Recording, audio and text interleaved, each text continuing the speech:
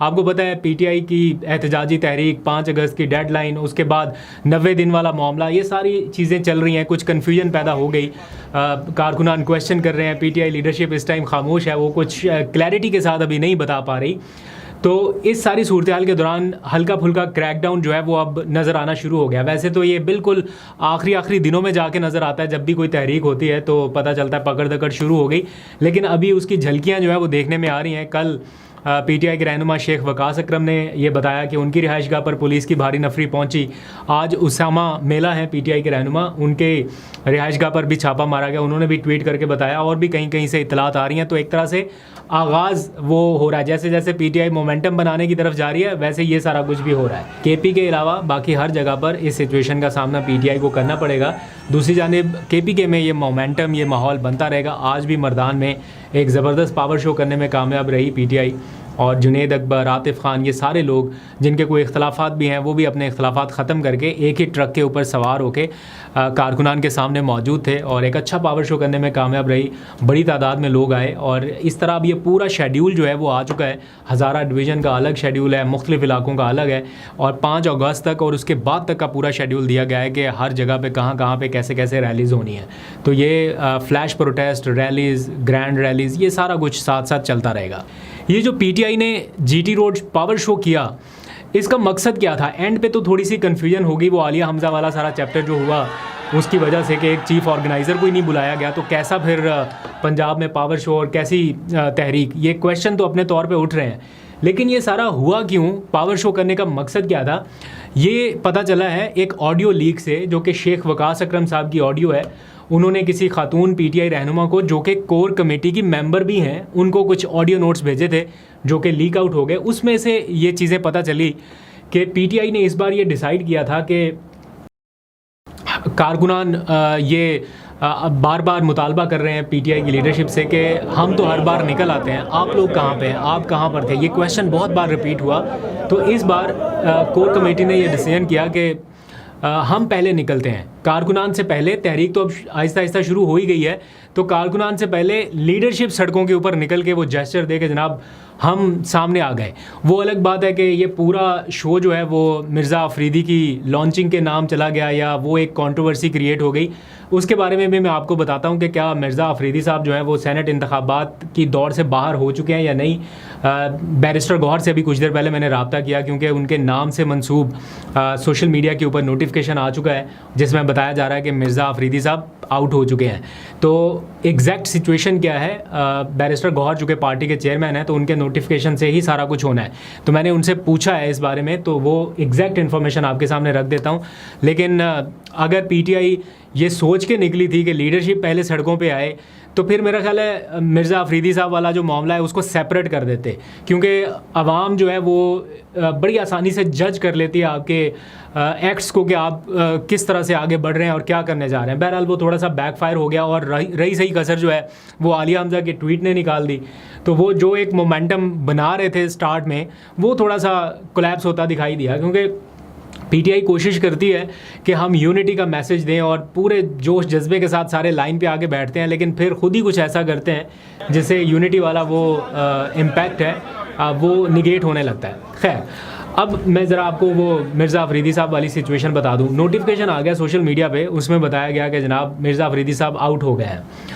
अब मैंने बैरिस्टर गौहर साहब से रब्ता करके पूछा कि क्या आपने कोई नई लिस्ट जारी की है, तो उन्होंने कहा कि हर चीज़ फेक है सोशल मीडिया के ऊपर, जो सेनेट इंतखाबात की लिस्टों से मुताल्लिक आ रही है। एज़ इफ़ नाउ हमने कोई लिस्ट जारी नहीं की।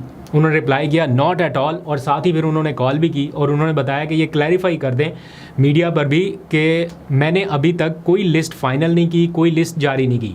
मैंने उनसे पूछा कि इंतखाबात में तो दिन कम रह गए, 21 जुलाई को पोलिंग होनी है, तो कौन कौन से कैंडिडेट आप मैदान में उतार रहे हैं, कब ये लिस्टें जारी करेंगे।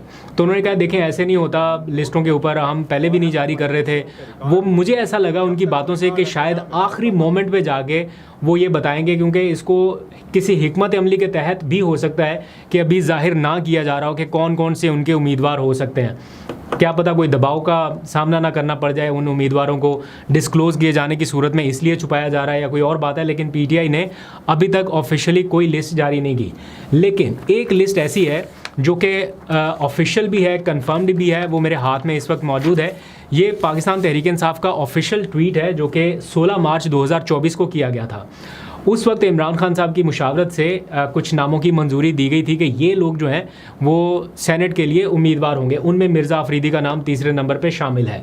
उसमें और भी बहुत सारे लोग हैं, उसमें मुराद सईद साहब का नाम भी शामिल है, कवरिंग कैंडिडेट अज़हर मशवानी है। तो इस तरह ये टेक्नोक्रेट्स की, वुमेंस की, पंजाब की, ये टोटल 11 नशिस्तों के ऊपर इन्होंने 13 उम्मीदवार मैदान में उतारे थे। 2 पे कवरिंग कैंडिडेट थे, अगर एक ना आ सके तो दूसरा उसको कवर कर ले। तो 13 कैंडिडेट्स की ये लिस्ट इमरान खान साहब से मुशावरत के बाद जारी की गई थी। लेकिन इसमें 2 चीज़ें हैं। एक तो उस वक्त सुप्रीम कोर्ट का मखसूस नशिस्तों से मुतालिक ये फ़ैसला नहीं आया था जो अभी आया है, और दूसरा उस वक्त मखसूस नशिस्तों पर इंतखाबात रोके नहीं गए थे इलेक्शन कमीशन की जानिब से, जो कि बाद में रोक दिए गए थे। वो उन हालात में ये लिस्ट तैयार की गई थी, उस वक्त के हालात और मंजरनामा कुछ और था। फिर आज मैंने एक बयान सुना इकबाल अफरीदी साहब का, PTI के MNA हैं। उन्होंने इंटरव्यू देते हुए, हमारे कोलीग जर्नलिस्ट हैं, उनको बताया कि मैंने इमरान खान की मौजूदगी में, मतलब मेरी मौजूदगी में, वो कह रहे हैं कि इमरान खान साहब ने ये कहा कि मिर्ज़ा अफरीदी को टिकट ना दिया जाए, उनकी जगह साबिक वफाकी वज़ीर बराए मजहबी अमूर नूरुल हक कादरी जो हैं उनको हम टिकट दे रहे हैं। ये इकबाल अफरीदी साहब ये कह रहे हैं कि मैंने इमरान खान साहब से ये बात सुनी, अपनी मौजूदगी में उन्हें ये कहते हुए सुना। खान ने मेरे सामने, एक बात तो होती है कि सुनी सुनाई बात, मेरे सामने नूरुल हक कादरी का नाम लिया था कि इनको हमने टिकट देना है और मिर्ज़ा अफरीदी को हमने टिकट नहीं देना है। तो ये तो मेरी सामने जेल में बात हुई थी।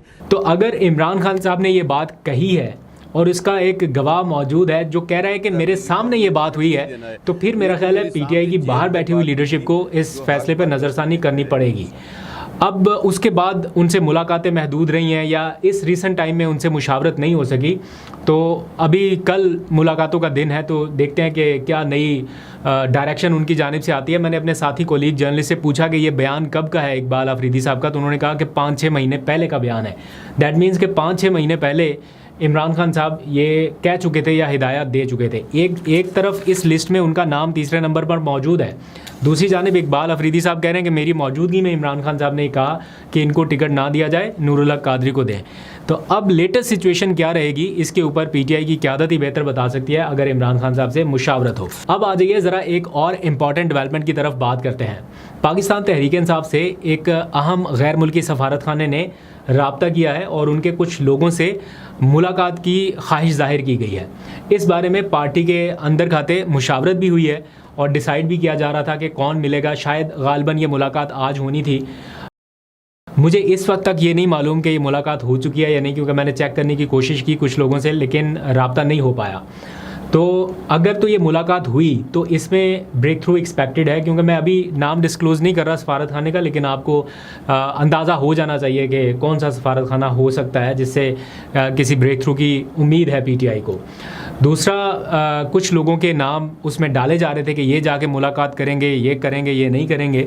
तो काफ़ी सारी चीज़ें तय की जा रही थी और ये दावतनामा जो है ये सफारत खाने की जानिब से आया, ना कि PTI ने ख़ुद जाके उनको कहा हो कि जनाब हम ये करना चाहते हैं।